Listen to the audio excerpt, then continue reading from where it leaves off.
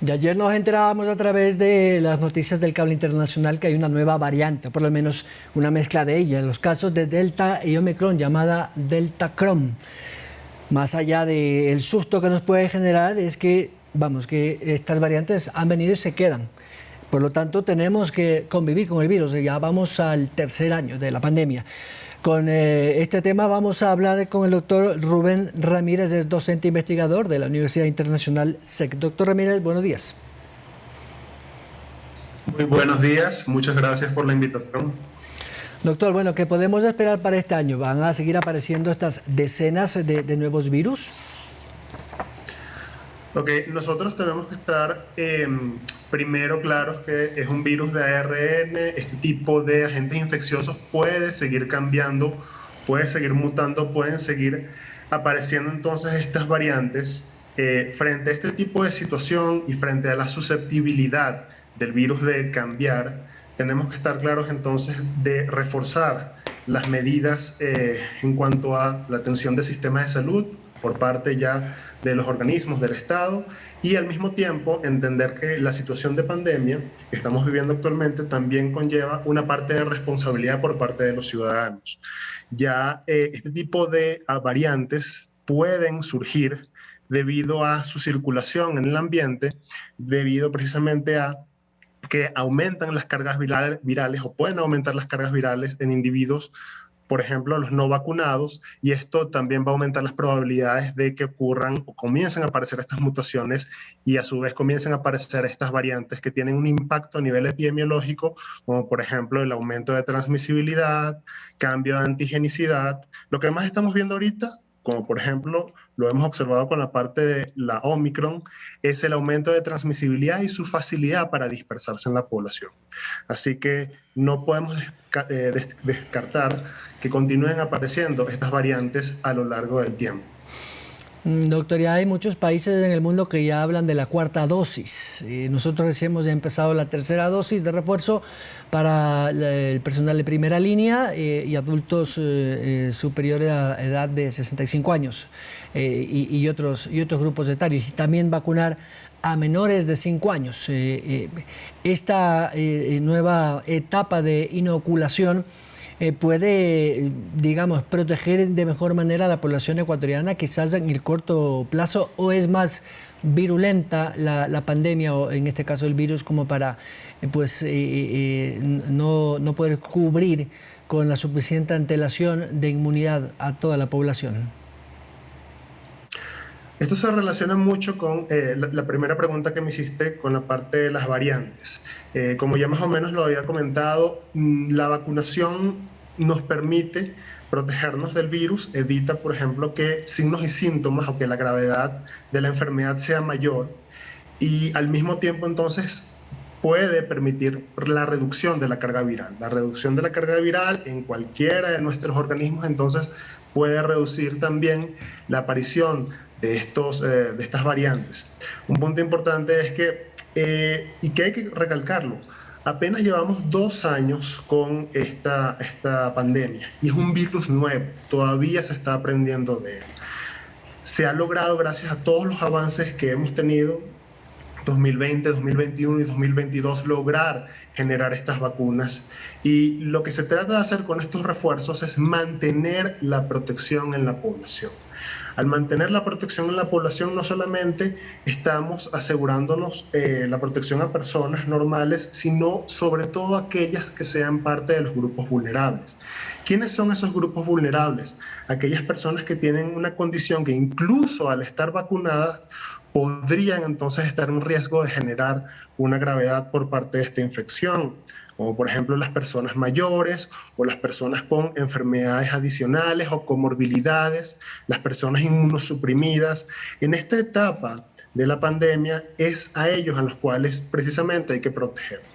Pero no solamente se los protege dándoles la vacunación, sino como ya lo indiqué, asumiendo esto como una responsabilidad individual y entendiendo que si yo me infecto y salgo a la calle, comienza ya a jugar un tema de probabilidades en donde lo que yo estoy dispersando podría terminar en este tipo de poblaciones especialmente vulnerables.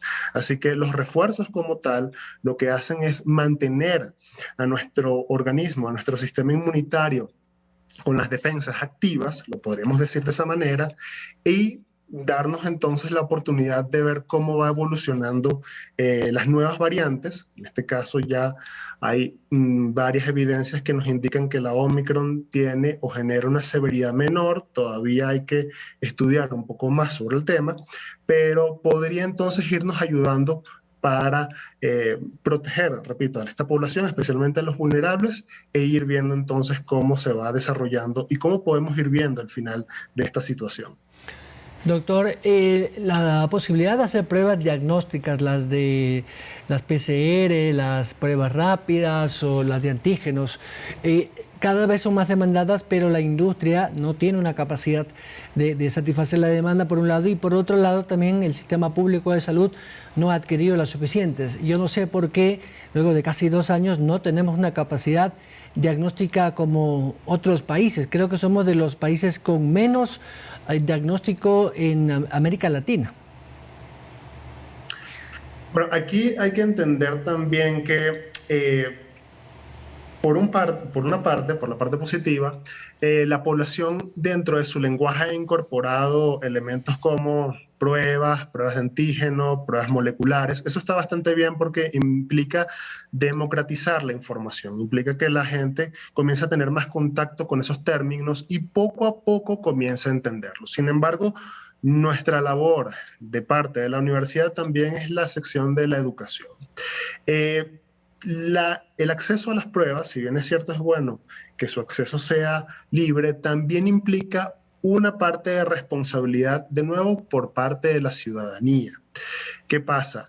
Cada una de las pruebas que se presentan, por ejemplo la de antígenos o la molecular, tienen fortalezas y debilidades dependiendo del momento en el cual se aplique. Y si bien es cierto, es posible que la ciudadanía o cada uno de nosotros como individuos podamos tener los síntomas o podamos haber tenido contacto con alguna persona que ya ha sido diagnosticada positiva, lo que también tiene que imperar al momento de aplicar estas pruebas es el criterio médico. Todos tienen que siempre acudir a un médico, darles toda la información al profesional de la salud para que este profesional, el médico, pueda razonar la situación y de esta manera poder entonces indicar una prueba específica, porque si no, si únicamente queda por la iniciativa del paciente, repito, es posible que la prueba no se esté aplicando de manera adecuada, no se esté aplicando en el momento específico, y eso comienza a crear entonces lo que hemos visto desde diciembre del 2020, incluso antes, matrices de opinión, y comienzan a aparecer los grupos que comentan sobre la ineficacia de las pruebas para detectarlo. Eso, por ese lado, el criterio médico tiene que imperar. Y al mismo tiempo, relacionado directamente con la pregunta que me estás indicando, tiene que ver con la responsabilidad en cuanto a saber que las pruebas son limitadas, que esta situación de pandemia, y desde un principio, desde el 2020 sabemos esto, la idea inicialmente es no sobrecargar los sistemas de salud. Eso es lo segundo. Entonces, el criterio médico puede ayudar a la aplicación de una prueba concreta, y este criterio al mismo tiempo puede aliviar a los sistemas de salud y reducir lo que estamos viendo ahorita, tal vez de escasez de pruebas de un tipo o de otro, o las largas esperas que comenzamos a ver a nivel de todos los medios de comunicación, sobre todo durante estos días posterior al feriado decembrino. Y eso es otro de los puntos que tenemos también que mencionar. Hemos visto este patrón que siempre después de un feriado, siempre después de un periodo vacacional, comienzan a aumentar los casos. Si bien es cierto, los sistemas de salud tienen que estar preparados, repito, volvemos a caer en la parte de la responsabilidad de la ciudadanía, que tiene que ver en mantener las medidas no farmacológicas, como por ejemplo el distanciamiento, no acudir a espacios cerrados que estén muy concurridos, mantener el uso de mascarillas, todos esos elementos, aplicar correctamente las pruebas con el criterio médico, recordar la responsabilidad social de cada uno de nosotros y la implementación adecuada de todas estas medidas no farmacológicas pueden ayudar a aliviar entonces los sistemas con respecto a la escasez de pruebas que en este momento estamos viendo. Doctor, entonces la recomendación a quienes nos escuchan y nos ven a esta hora es no correr por una prueba si es que no tengo síntomas. La recomendación es acudir al médico bajo dos situaciones específicas. Primero, si yo tal vez conozco que he tenido contacto de riesgo, vamos a definir contacto de riesgo, un contacto con una persona que ya ha sido diagnosticada positiva, a pesar de no tener los síntomas. Y segundo, incluso si yo tengo síntomas, los síntomas que los generales asociados a COVID-19, como por ejemplo fiebre, dificultad para respirar, algunas veces dolor muscular. En ese segundo caso, bajo estos dos casos, se tiene que acudir siempre al criterio médico.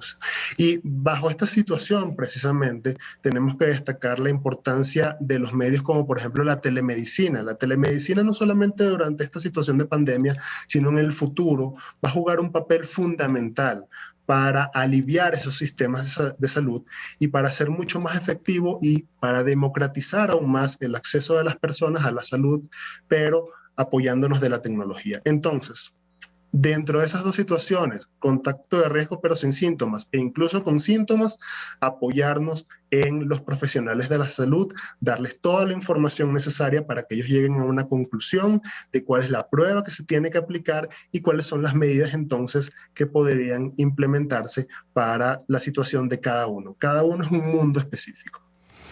Doctor, la verdad que es un tema complejo, pero vamos, hay que mantener la calma y efectivamente acudir solamente a un profesional de la salud. Gracias, doctor.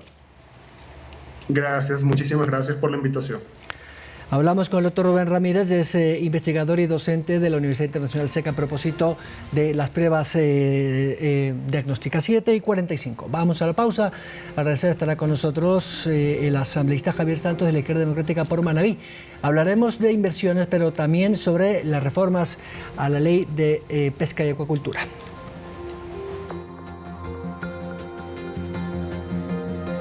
Somos retransmitidos por Pública FM, Quito, Guayaquil y Cuenca 105.3, Manta 88.1.